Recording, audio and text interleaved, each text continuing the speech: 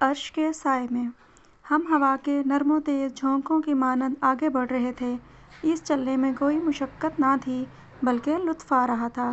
نہ جانے ہم نے کتنا فاصلہ طے کیا تھا کہ صالح کہنے لگا، عرش الہی کے سائے میں مامور علاقہ شروع ہونے والا ہے۔ وہ دیکھو، آگے فرشتوں کا ایک ہجوم نظر آ رہا ہے۔ ان کے پیچھے ایک بلند دروازہ ہے، یہی اندر داخلے کا دروازہ ہے۔ میں نے صالح کے کہنے پر سامنے غور سے دیکھا تو واقعی فرشتے اور ان کے پیچھے ایک دروازہ نظر آیا، مگر یہ عجیب دروازہ تھا جو کسی دیوار کے بغیر قائم تھا، یا شاید دیوار غیر مرئی تھی، کیونکہ دروازے کے ساتھ پیچھے کی سمت کچھ نظر نہیں آ رہا تھا، گویا ایک نظر نہ آنے والا پردہ تھا جس نے دروازے کے پیچھے کے ہر منظر کو ڈھانپ رکھا تھا۔ تاہم اس کی بات سنتے ہی میرے قدم تیز ہو گئے اور فاصلہ تیزی سے گھٹنے لگا۔ دروازہ ابھی دور ہی تھا مگر فرشتے واضح طور پر نظر آنے لگے تھے۔ یہ انتہائی سخت گیر اور بلند قامت فرشتے تھے جن کے ہاتھ میں آگ کے کوڑے دیکھ کر میں گھبرا گیا۔ میں نے صالح کا ہاتھ مضبوطی سے پکڑ کر اسے روکتے ہوئے کہا، تم غالباً غلط سمت جا رہے ہو، یہ تو عذاب کے فرشتے لگتے ہیں، چلتے رہو۔ اس نے رکے بغیر جواب دیا۔ ناچار مجھے اس کے پیچھے جانا پڑا، تاہم میں نے اتنا اہتمام کر لیا کہ اس سے 2 قدم پیچھے رہ کر چلنے لگا تاکہ اگر پلٹ کر بھاگنے کی نوبت آئے تو میں اس سے آگے ہی ہوں۔ صالح کو میرے احساسات کا اندازہ ہو چکا تھا۔ اس نے وضاحت کرنی ضروری سمجھی، یہ بے شک عذاب ہی کے فرشتے ہیں۔ میں نے اس کی بات درمیان سے اچک کر کہا، اور یہاں اس لیے کھڑے ہیں کہ آگے جانے سے قبل میری پٹائی کر کے میرے گناہ جھاڑیں۔ وہ میری بات سن کر بے اختیار ہنسنے لگا اور بولا، دیکھو، اگر پٹائی ہونی ہے تو تمہارا بھاگنا مفید ثابت نہیں ہوگا۔ کوئی شخص ان فرشتوں کی رفتار اور طاقت کا مقابلہ نہیں کر سکتا۔ ویسے تمہاری اطلاع کے لیے عرض ہے کہ یہ تمہارے لیے یہاں نہیں کھڑے ہیں بلکہ یہ ان کے لیے کھڑے ہیں کہ خدا کا کوئی مجرم اگر اس سمت آنے کی کوشش کرے تو اسے اتنا ماریں کہ وہ دوبارہ اس طرف آنے کی ہمت نہ کرے۔ ہمارے قریب پہنچنے سے قبل ہی انہوں نے 2 حصوں میں بٹ کر ہمارے لیے ایک راستہ بنا دیا۔ از راہ عنایت انہوں نے یہ اہتمام بھی کر دیا کہ کوڑوں کو اپنے پیچھے کر لیا۔ میرا خیال تھا کہ وہ ہمیں دیکھ کر مسکرائیں گے اور اظہار مسرت کریں گے، مگر کوشش کے باوجود میں ان کے چہروں پر کوئی مسکراہٹ تلاش نہ کر سکا۔ صالح کہنے لگا، ان کی موجودگی کا ایک مقصد تمہیں اللہ کی اس نعمت کا احساس دلانا ہے کہ کس قسم کے فرشتوں سے تمہیں بچا لیا گیا۔ بے اختیار میری زبان سے کلمہ شکر و حمد ادا ہو گیا۔ ان کے بیچ سے گزر کر ہم دروازے کے قریب پہنچے تو وہ خود بخود کھل گیا۔ اس کے کھلتے ہی میری نظروں کے سامنے ایک پرفضا مقام آ گیا۔ یہاں سے وہ علاقہ شروع ہو رہا تھا جہاں عرش الہی کی رحمتیں سایہ فگن تھیں۔ روح تک اتر جانے والی ٹھنڈی ہوائیں اور مسحور کن خوشبو مجھے چھونے لگی تھی۔ ہم دروازے سے اندر داخل ہوئے تو دیکھا کہ دور تک فرشتے قطار در قطار کھڑے تھے۔ ان کے چہرے بے حد دلکش تھے اور اس سے کہیں زیادہ خوبصورت ہمارے سامنے ان کی مسکراہٹ ان کے چہروں پر موجود تھی۔ یہ ہاتھ باندھے مؤدب انداز میں کھڑے تھے۔ ہم جیسے ہی ان کے درمیان سے گزرے، دعا سلام اور خوش آمدید کے الفاظ سے ہمارا خیر مقدم شروع ہو گیا۔ ان کے رویے اور الفاظ کی تاثیر میری روح کی گہرائیوں میں اتر رہی تھی اور ان کے وجود سے اٹھنے والی خوشبوئیں میرے احساسات کو سرشار کر رہی تھیں۔ یہاں داخل ہوتے ہی مجھے یہ احساس ہوا کہ میرے اندر کوئی غیر معمولی تبدیلی آئی ہے، لیکن اس وقت میری ساری توجہ فرشتوں اور یہاں کے دلکش ماحول کی طرف تھی، اس لیے میں زیادہ توجہ نہیں دے سکا کہ میرے ساتھ کیا ہوا ہے۔ میں اس کیفیت کو بس یہاں کے ماحول کا ایک اثر سمجھا۔ چلتے چلتے مجھے کچھ خیال آیا تو میں نے صالح کے کان میں سرگوشی کی، یار یہ تو ٹھیک ہے کہ یہ لوگ مجھے کوئی نجات یافتہ شخص مان کر میرا استقبال کر رہے ہیں، لیکن یہاں میری ذاتی واقفیت تو کوئی نہیں ہے۔ کیا یہاں تمہارا کوئی واقف ہے؟ میری بات سن کر صالح ہنستے ہوئے بولا، عبداللہ، آج ہر شخص اپنی پیشانی سے پہچانا جائے گا کہ وہ کون ہے۔ تمہیں علم نہیں، مگر تمہارا پورا تعارف تمہاری پیشانی پر درج ہے۔ تم دیکھتے جاؤ آگے کیا ہوتا ہے۔ قطار کے آخر پر ایک کھڑا وجیح فرشتہ، جو اپنے انداز سے ان سب کا سردار معلوم ہوتا تھا، میرے پاس آیا اور میرا نام لے کر اس نے مجھے سلام کیا۔ میں نے سلام کا جواب دیا۔ پھر وہ بہت نرمی اور محبت سے بولا، ہمیشہ باقی رہنے والی کامیابی مبارک ہو۔ میں نے ان کا شکریہ ادا کیا تو وہ دوبارہ بولا، کیا آپ آئینہ دیکھنا پسند کریں گے؟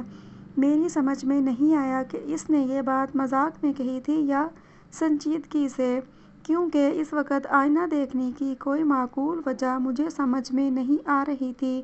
تاہم اس نے میرے جواب کا انتظار نہیں کیا، ایک فرشتے کو اشارہ کیا اور اگلے ہی لمحے میرے سامنے ایک آئینہ موجود تھا۔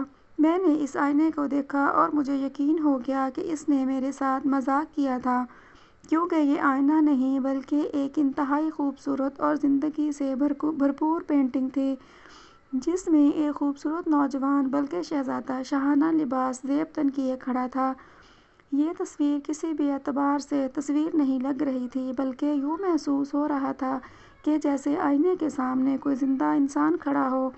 میں نے اس فرشتے کی طرف دیکھا اور مسکرا کر کہا، آپ اچھا مذاق کرتے ہیں، مگر پینٹنگ اس سے زیادہ اچھی ہے۔ مصور تو آپ ہی معلوم ہوتے ہیں، لیکن اس میں ماڈل کون ہے؟ فرشتے نے انتہائی سنجیدگی سے میری بات کا جواب دیا، پینٹر تو المصور یعنی مالک ذوالجلال ہے، البتہ ماڈل آپ ہیں۔ اس کے بعد اس نے صالح کو اشارہ کیا۔ وہ میرے قریب آیا اور میرا سر گھما کر دوبارہ پینٹنگ کی طرف کر دیا۔ اس دفعہ پینٹنگ میں اس نوجوان کے ساتھ صالح بھی نظر آ رہا تھا۔ میں حیرت سے کبھی صالح کو دیکھتا اور کبھی اس آئینے میں کھڑے دوسرے شخص کو، جس کے بارے میں ان دونوں کی متفقہ رائے یہ تھی کہ یہ میں ہی تھا، مگر یہ میں تو نہیں۔ میں نے بلند آواز سے کہا۔ جواب میں صالح نے یہ مصرع پڑھ دیا، اے جانے جہاں، یہ کوئی تم سا ہے کہ تم ہو، لیکن یہ کیسے ممکن ہے؟ میں تو ایک بوڑھا شخص تھا اور جوانی میں بھی کم از کم ایسا نہیں تھا۔ اس دفعہ میری بات کا جواب فرشتے نے دیا، آپ ناممکنات کی دنیا سے ممکنات کی دنیا میں آ گئے ہیں، آپ انسانوں کی دنیا سے خدا کی دنیا میں آ گئے ہیں۔ آج ہر شخص ویسا نہیں دکھائی دے گا جیسا وہ دنیا میں دوسرے انسانوں کو نظر آتا تھا، بلکہ آج ہر شخص ویسا نظر آئے گا جیسا وہ اپنے مالک کو نظر آتا تھا، اور مالک کی نظر میں انسانوں کی صورت گری ان کے گوشت پوشت پر نہیں، بلکہ ان کے ایمان و اخلاق اور اعمال کی بنیاد پر ہے۔ آپ اس دنیا میں جیسے لگتے تھے ویسا ہی آج اس نے آپ کو بنا دیا ہے۔ ویسے یہ عارضی انتظام ہے۔ آپ کی فیصلہ کن شخصیت اس وقت سامنے آئے گی جب جنت میں آپ کے درجات کا فیصلہ حتمی طور پر ہوگا۔ سرے دست تو آپ آگے جائیں، بہت سے دوسرے لوگ آپ کا انتظار کر رہے ہیں۔ ہم آگے کی سمت بڑھ رہے تھے۔ مجھے اندازہ ہو چکا تھا کہ اندر داخل ہوتے ہی مجھے جس تبدیلی کا احساس ہوا تھا وہ کیا تھی۔ میری چال میں بہت اعتماد تھا۔ شاید یہ آئینے کا اثر تھا کہ اب مجھے یقین آنے لگا کہ رب کعبہ نے مجھے سرفراز کر کے میرے بخت کو ہمیشہ کے لیے جگا دیا ہے۔ میری زندگی کے شب و روز اور اس میں پیش آنے والے مسائل اب میرے لیے خواب و خیال ہو چکے تھے۔ پچھلی دنیا کی محرومیاں، صبر اور محنتیں کبھی اس طرح بھی رنگ لائیں گی، مجھے اس کا اندازہ نہیں تھا۔ قرآن کریم اور احادیث میں اگلی دنیا کا بہت کچھ تعارف پڑا تھا، مگر آنکھ جو کچھ دیکھ سکتی، کان سنتے اور حواس محسوس کر سکتے ہیں، وہ الفاظ سے شعور تک بہت کم منتقل ہوتا ہے۔ آج جب یہ سب حقائق سامنے ہیں تو یقین نہیں آتا کہ مجھے یہ اندازہ تو زندگی ہی میں ہو چکا تھا کہ آخرت کی بازی میں جیت جاؤں گا، مگر اس جیت کا مطلب اتنا شاندار ہوگا، اس کا مجھے بالکل بھی اندازہ نہیں تھا۔ تمہیں ابھی پورا اندازہ نہیں ہوا ہے، صالح پتہ نہیں کس طرح میرے خیالات پڑھ رہا تھا۔ اس کے جملے نے مجھے چونکا دیا۔ اس نے اپنی بات جاری رکھی، اصل زندگی تو ابھی شروع ہی نہیں ہوئی، ابھی تو تم حشر کے عارضی مرحلے میں ہو، اصل زندگی تو در حقیقت جنت میں شروع ہوگی۔ اس وقت خدا کا بدلہ دیکھنا، اس وقت خدا کو داد دینا۔ سرے دست تو آگے دیکھو ہم کہاں کھڑے ہیں۔ اس کی بات سے مجھے احساس ہوا کہ میں اپنے ماحول سے بالکل لاتعلق ہو کر چل رہا تھا۔ میں نے نظر اٹھا کر دیکھا، ہم اس وقت ایک وسیع و عریض اور سرسبز و شاداب میدان میں تھے۔ آسمان پر سورج چمک رہا تھا، اس میں روشنی تھی پر دھوپ نہ تھی۔ آسمان پر کہیں بادل نہ تھے، مگر زمین پر ہر جگہ سایہ تھا۔ زمین سبز تھی، شاید اسی کے اثر سے آسمان سبزی مائل ہو رہا تھا۔ میدان کے وسط میں ایک فلک بوس پہاڑ تھا، حقیقتاً فلک بوس، کیونکہ اس کی چوٹی جہاں سے ہم کھڑے دیکھ رہے تھے آسمان میں پیوست لگ رہی تھی۔ فضا میں ہر طرف بھینی بھینی خوشبو مہک رہی تھی۔ یہ خوشبو ہر لحاظ سے بالکل نئی اور انتہائی مسحور کن تھی۔ ہماری سماعت ہمیں ان نغموں کا احساس دلا رہی تھی جو کانوں میں رس گھولنے والی موسیقی کے ساتھ 400 بکھرے ہوئے تھے۔ مجھے یہ لگ رہا تھا کہ یہ خوشبو اور یہ موسیقی میری ناک اور کان کے راستے سے نہیں بلکہ براہ راست میری اعصاب تک پہنچ رہی ہے۔ اس کی تاثیر میں مہک و آہنگ اور سکون و سرور کے عناصر اس قدر خوبصورت تناسب سے یکجا تھے کہ مجھے اپنا وجود تحلیل ہوتا محسوس ہو رہا تھا۔ میں ایک جگہ کھڑا ہو گیا اور آنکھیں بند کر کے اس ماحول میں گم ہو گیا۔ صالح نے میرا انہماک دیکھ کر کہا، اس پہاڑ کا نام اعراف ہے، آؤ اس کے گرد چکر لگاتے ہیں، میں ساتھ ساتھ تمہیں یہاں کی ساری تفصیلات سے آگاہ کرتا رہوں گا۔ میں جواب دیے بغیر سحر زدہ انداز میں صالح کے ساتھ ہو لیا۔ ہم نے دائیں طرف سے اپنا سفر شروع کیا۔ ہم کچھ دور ہی چلے تھے کہ پہاڑ کے ایک حصے پر امت آدم لکھا ہوا نظر آیا۔ میں نے صالح سے پوچھا، کیا یہاں آدم علیہ السلام ہے؟ نہیں، سارے نبی پہاڑ کے اوپر بلند حصے پر موجود ہیں۔ تم دیکھو گے کہ ہر تھوڑی دیر بعد اسی طرح کسی نہ کسی نبی اور اس کی امت کا نام لکھا ہوا نظر آئے گا۔ ہر امت کے نجات یافتہ لوگ، تمہاری طرح کے نجات یافتہ لوگ یہاں آ کر جمع ہوں گے۔ اس نے جواب دیا، کیا مجھے امت محمدیہ کے کیمپ میں جانا ہوگا؟ اس پر میں نے اشتیاق سے پوچھا۔ صالح نے نفی میں سر ہلایا اور بولا، ان مقامات پر نجات یافتہ لوگ کھڑے ہوں گے اور روز حشر کے اختتام پر یہیں سے جنت میں جائیں گے۔ تمہیں پہاڑ کے اوپر جانا ہوگا، وہاں سارے نبی اور ان کی امتوں میں سے وہ لوگ جمع ہیں جنہوں نے نبیوں کی اتباع میں لوگوں پر حق کی شہادت دی۔ یہ لوگ یہیں سے انسانوں کے بارے میں خدا کا فیصلہ دیکھتے رہیں گے۔ اس جگہ سے انہیں انسانوں پر گواہی دینے کے لیے بلایا جائے گا۔ ہر نامراد شخص جہنم کی طرف اور ہر کامیاب شخص پہاڑ کے نیچے اپنے اپنے نبی کے کیمپ میں آتا جائے گا۔ پھر ہر امت گروہ در گروہ یہیں سے جنت میں جائے گی۔ یہ وہ مقام ہے جہاں سے حشر میں ہونے والے ہر فیصلے کو براہ راست دیکھا جا سکتا ہے۔ جنت اور جہنم بھی یہاں سے نظر آتی ہے۔ ہم یہ گفتگو کر رہے تھے اور ایک ایک کر کے تمام نبیوں کی امت کے مقامات سے گزرتے جا رہے تھے۔ اس وقت تک ہر جگہ بہت کم لوگ تھے۔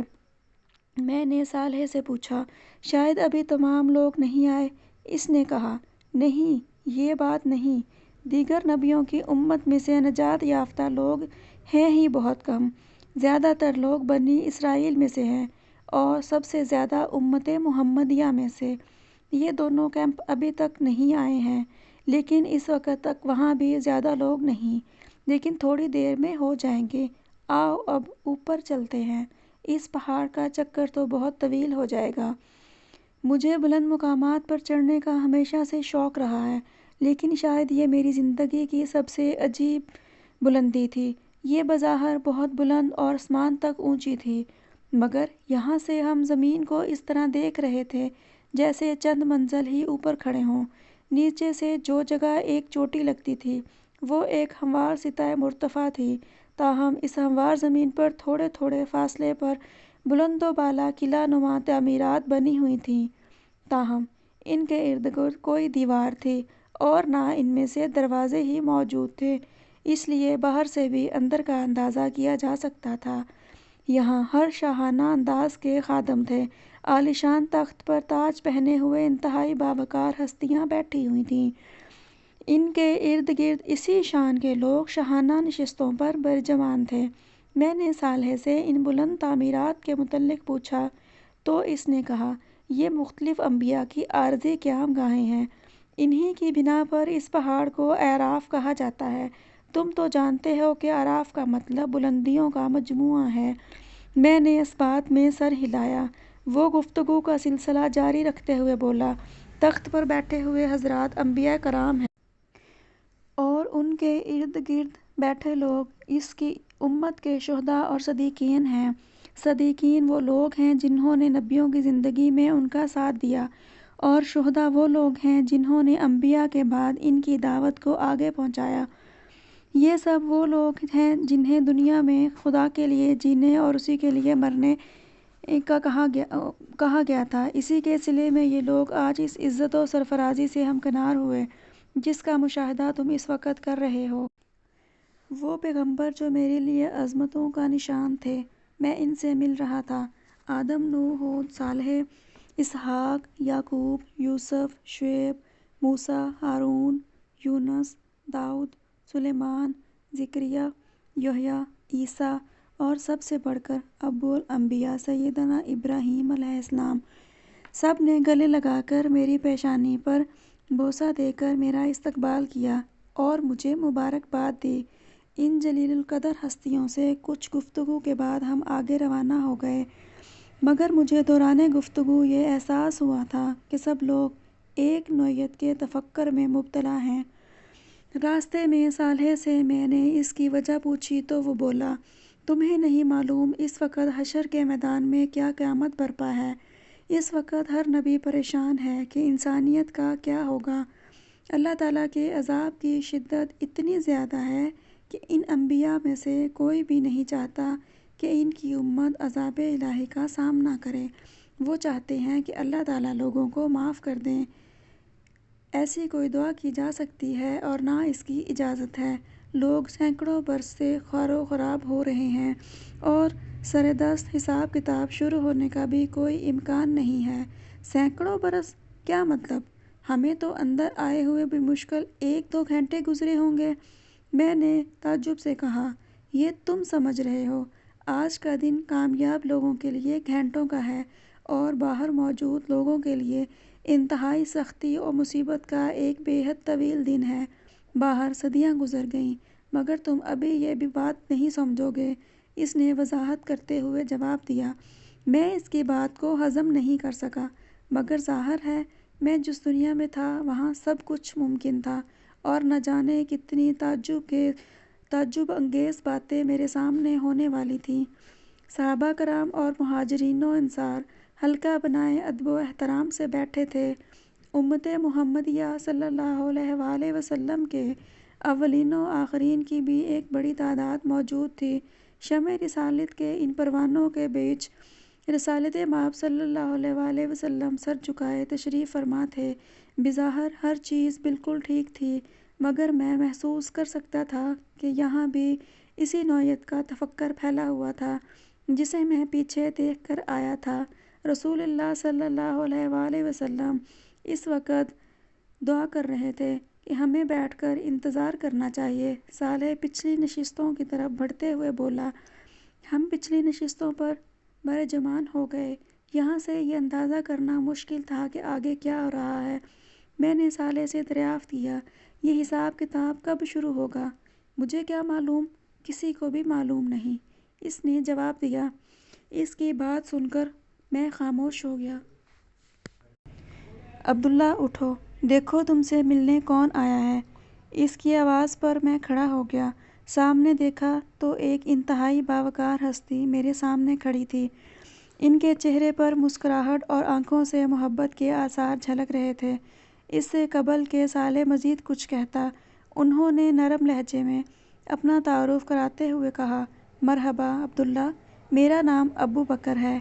رسول اللہ صلی اللہ علیہ وآلہ وسلم کی طرف سے میں تمہیں خوش آمدید کہتا ہوں۔ یہ کہتے ہوئے انہوں نے اپنے دونوں ہاتھ پھیلا دیے۔ میں پرجوش انداز میں ان سے بغل گیر ہو گیا۔ مجھے لوگوں سے ذرا دور لے کر وہ ایک نشست پر جا بیٹھے۔ میں نے بیٹھتے ہی ان سے دریافت کیا، میں رسول اللہ صلی اللہ علیہ وآلہ وسلم سے کب مل سکوں گا؟ رسول اللہ صلی اللہ علیہ وآلہ وسلم اس وقت شکر و دعا میں مصروف ہیں، تم ان سے بعد میں مل سکتے ہو۔ اس وقت بتانے کی اہم بات یہ ہے کہ اللہ تعالیٰ کی بارگاہ میں جناب رسالت صلی اللہ علیہ وآلہ وسلم کی یہ دعا قبول ہو گئی ہے کہ لوگوں کا حساب کتاب شروع ہو جائے۔ اس قبولیت کی گھڑی میں تم بھی ایک دعا کرو کہ تم دوبارہ حشر کے میدان میں جا کر وہاں کا احوال دیکھنا چاہتے ہو، تمہیں اس کی اجازت مل جائے گی۔ حساب کتاب کچھ دیر بعد شروع ہوگا، تم اس وقت تک لوگوں کے احوال دیکھ سکتے ہو۔ یہ پیغام دے کر ہی رسول اللہ صلی اللہ علیہ وآلہ وسلم نے مجھے تمہارے پاس بھیجا ہے۔ یہ سن کر میرے چہرے پر خوشی کے تاثرات ظاہر ہوئے، جنہیں دیکھ کر خلیفہ رسول کے چہرے پر بھی مسکراہٹ آ گئی۔ ایک وقفے کے بعد دوبارہ گویا ہوئے، باہر بہت سخت ماحول ہے، صالح اگرچہ تمہارے ساتھ ہوگا مگر پھر بھی تم یہ پیتے جاؤ، یہ مشروب تمہیں باہر کے عالم سے محفوظ کر دے گا۔ یہ کہہ کر انہوں نے پاس رکھا سنہرے رنگ کا جگمگاتا ہوا ایک گلاس میری سمت بڑھا دیا۔ میں نے دونوں ہاتھ آگے بڑھا کر یہ گلاس ان کے ہاتھوں سے لے لیا اور اپنے ہونٹوں سے لگا لیا۔ گلاس ہونٹوں سے لگاتے ہی ایک عجیب واقعہ ہوا۔ میں بالکل پیاسا نہیں تھا اور نہ کسی تکلیف اور بے چینی میں تھا، مگر جو تسکین مجھے ملی وہ شاید صدیوں کے کسی پیاسے کو بھی پانی کا پہلا گھونٹ پینے پر نہیں ملتی ہوگی۔ اس مشروب کا ایک گھونٹ حلق سے اتارتے ہی لذت، سیرابی، آسودگی، مٹھاس اور ٹھنڈک کے الفاظ ایسے اپنے مفاہیم کے ساتھ مجھ پر واضح ہوئے جس کا تجربہ مجھے تو کیا کسی دوسرے انسان کو بھی کبھی نہیں ہوا ہوگا۔ اس مشروب کا ایک ایک قطرہ میری زبان سے حلق، حلق سے سینے اور سینے سے معدے تک اتر گیا اور میرے رگ رگ کو سیرابی اور سرشاری کی کیفیت سے دوچار کرتا گیا۔ میرا دل تو چاہا کہ ایک ہی گھونٹ میں پورا گلاس پی جاؤں، مگر جس ہستی کے سامنے بیٹھا تھا اس کا ادب اس میں خلل ڈال گیا۔ میں نے آہستگی سے سوال کیا، یہ کیا چیز ہے؟ یہ نئی زندگی اور نئی دنیا کا پہلا تعارف ہے، یہ جام کوثر ہے۔